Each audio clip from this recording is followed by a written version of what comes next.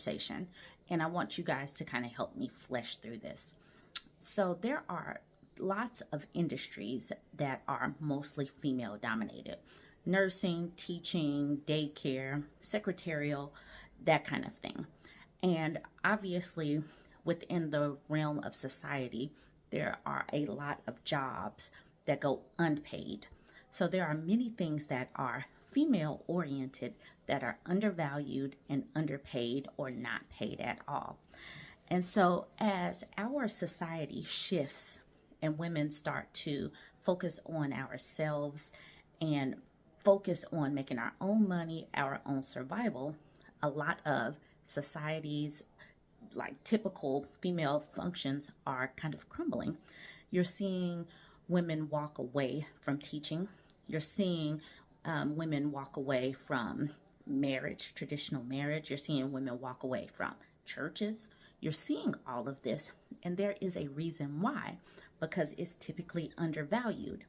Now, some things that I want to work through, and why I said that this will require some participation. Back in the civil rights, the Black Power movement, those types of movements, there was a push that was kind of like white nationalistic, but with the black thread of it. And it separated the men into the public sphere and the women into the private, the home sphere, which looked basically like white nationalism as it is set up. It reads exactly like Christianity and evangelical talking points. So the Black Power movements used the labor and the organization skills and the foundation building. They used women's labor, unpaid emotional labor, to help be the backbone of that movement. Black women were heavily involved in the civil rights movement. Black women were heavily involved in the Black Panther movement.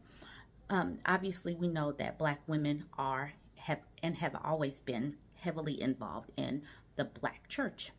So what happens when women started to focus? One more thing.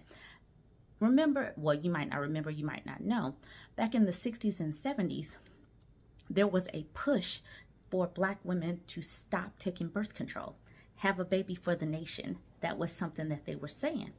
But they were not talking about how these babies were going to be taken care of.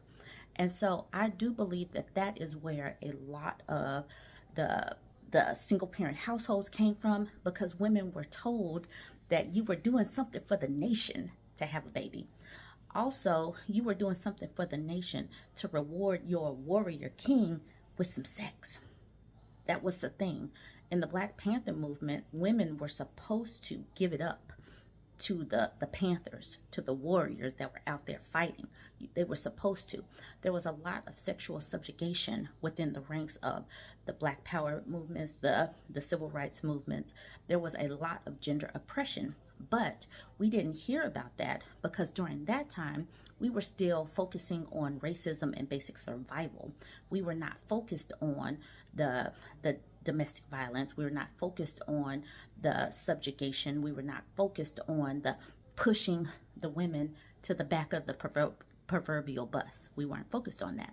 So as a woman that was born in 1980 and I grew up in the 90s, I can understand why there was a push for women to just kind of be independent, because we were already doing the work. We just were not getting any of the rewards. I believe that there will never be another major movement, and that is the reason why, because women have always been the backbone, but we were always undervalued or just not paid at all. And so the push that you're seeing from my generation and younger we're pushing for pour into yourself. There are so many talking points about single mothers, Black women being overweight, Black women being, too independent. But there is a reason why we haven't had the time to devote into us, because we've always been pouring into others, and either that those efforts were unrecognized or devalued altogether. And so, what you are seeing, the crumbling of structures, is happening because women my age and younger, and even the older generations as well, are saying, hard pass, I'll focus on myself. You're seeing teachers, you're seeing women go into fields now that there's no discrimination as far as the fields we can go. No, that's not true. There is still discrimination, but we are still just going into fields that were typically not female dominated. And we're looking to make money for ourselves and our legacies. So that is my thinking on all of this. Just some thinking that has come together as I have read the stories of Elaine Brown, who was in the Black Panthers, or was a leader for a time of the Black Panther Party, Assata Shakur, many historical references for the civil rights movement, the reading about the church ladies movements. There's so many things that you can read and see where women's fingerprints were all over the place. And now, as women are like, you know what, I am unhealthy, I need to focus on me, you're starting to see what happens when women step back. It's like, you know what, if the men are really going to be the leaders, let them lead. And then let's see what happens when the women step back. You guys, I would love to hear your thoughts on this. Go ahead, jump in the comment section, tell me what you think. Like, comment, share.